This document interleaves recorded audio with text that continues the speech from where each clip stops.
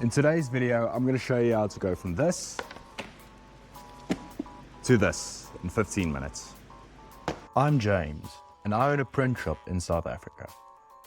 My niche is making fancy corporate gifts, and my whole facility is specifically geared for small run, on-demand custom branding and packaging. Given that I have now amassed 14 subscribers, it was obviously time to start investing heavily in my content generation equipment.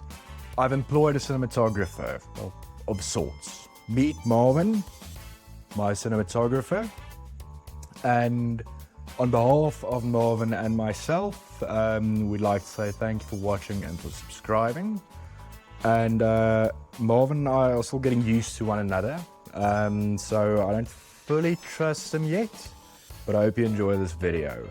If I did this at 14 subscribers, just imagine what I'll do at 100. In my previous video, I introduced the idea of the Smashbox and the methodology behind it. In this one, we're going to be diving into a real-world example of how the Smashbox can be used to full effect. For this particular campaign, we decided to make a Mother's Day box, considering that Mother's Day is just around the corner. So to start off with, we decided on the contents of the Mother's Day box. And this is what we chose. We have a mosaic wax melt burner, 3 individual scented wax melts, a bath bomb, a mica bath bomb, a hair turban, 6 tea candles, and 1 silicone hand scrubber, body scrubber. So the deciding factor in terms of figuring out how big the box needs to be wound up being the wax melt burner. The reason for that is, firstly, it came pre-packaged from the supplier where we bought it, and reasonably good boxes. And secondly, more importantly, they are very fragile, so not necessarily courier-proof, to catch my drift. So we decided to actually work with the existing boxes from the supplier, and this is why. So the supplier's boxes came with little polystyrene inserts, which offers adequate protection, thereby making the wax melt burner courier-proof. So adding that into the existing box gives you this that you see over here. Now this size was used to determine the overall size of the final box, which you can see right over here. Let's go through the process of making this particular Smashbox. Since we will be printing the Smashbox inside, outside, top and bottom and in full color, and since we'll be printing more than one, to save time and save on ink costs, we decided to pre-prime the sheets with a few layers of white primer. Here's an example of one of the primed sheets. So we can now grab one of these and head over to the UV printer.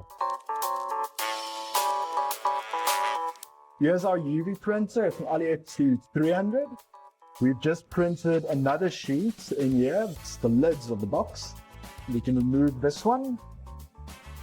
And another important thing with regards to the MDF boards is that we actually have them delivered from our MDF supplier, cut to the same size as the UV printer's bed. Okay, not just the printing area, but the bed size in total.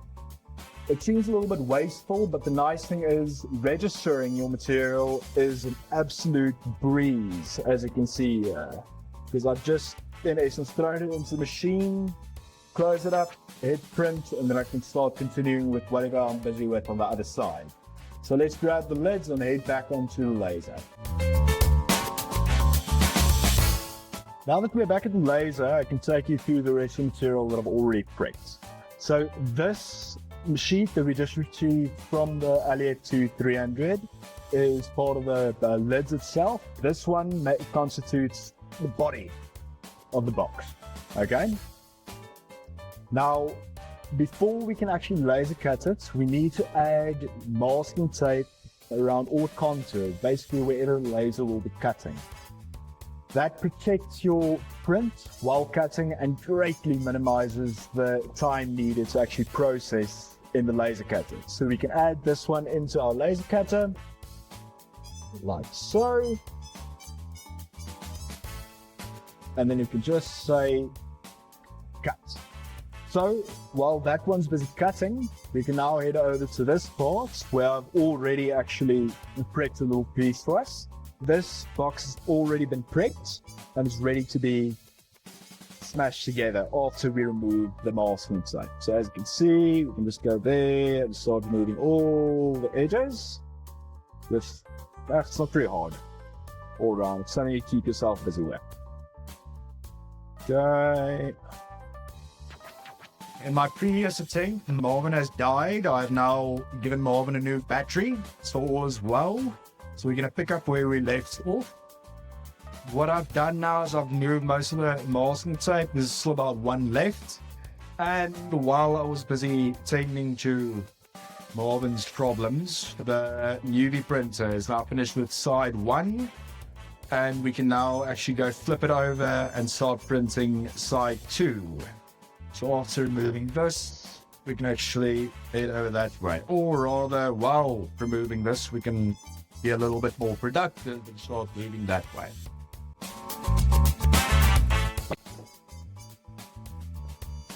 So we can now take this one, flip it over, put it in. Once again, registration is absolute breeze because our material size is the exact same size as the printed bed itself.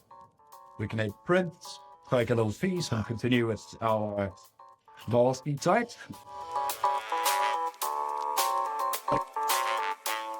Okay, all of our edges are now removed. We can actually take these and throw them away. And now we can actually start assembling the box. So, this is our base. Place your base over there. This is our short side, or one of the short sides. And we'll line it nicely over there. And smash it in.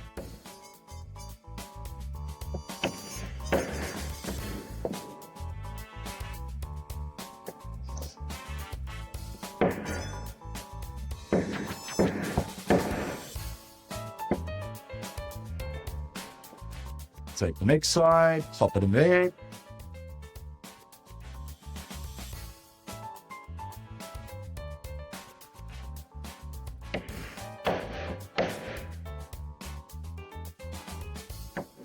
And this is why it's called the Smashbox.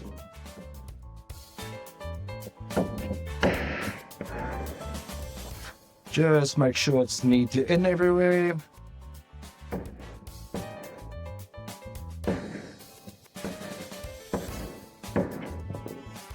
Okay, now we can take one of our long sides, place it over there.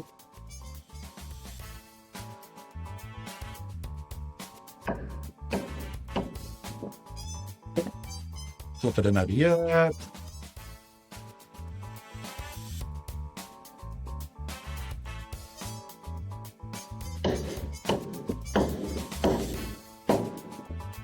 Flip it around.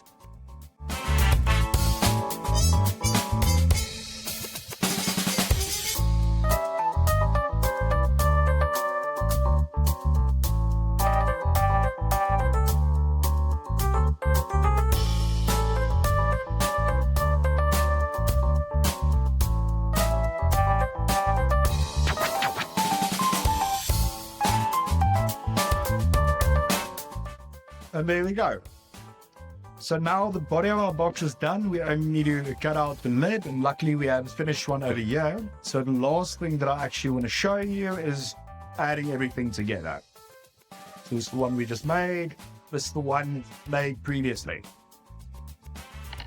So you'll see the color is ever so slightly different over here because in this one I just CMYK prints on plain MDF as opposed to a white prime surface. So it's, I don't know, I think it's rather nice for a change because I think it's just a different pattern on the inside and outside, but still the same. So we start off by grabbing our wax melt burner over here. And then using our handy little box that we also made. There's an insert made cardstock. I'll add a little video at some point showing how that was made as well. We can just slide that neatly in there. There goes the silicone scrubber. Here's the air turbines little baggie.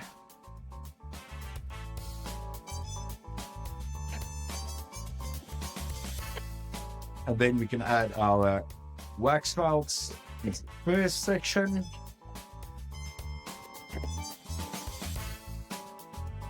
And then you actually need a little bit of bubble wrap. So I'm going to show you another one of my machines. I think this is possibly the coolest machine that I have.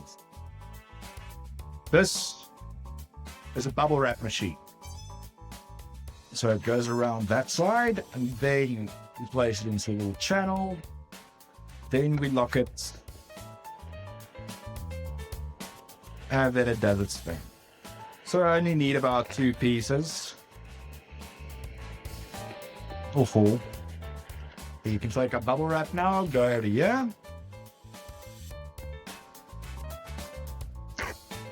Throw that forward. This we are going to be throwing in just to give a little bit of cushioning for the bath bomb. Then we can add our tea candles, a silicone body scrubber, and the air turbine. So there that is. Everything neatly tucked away. And there's the box. We are good to go. In our next video, I will be showing you how to make one of these. This is a rack, and once again following the exact same recipe as outlined in my previous video with regards to the Smashbox methodology, and it works like a charm. I think they look very funky, so stay tuned.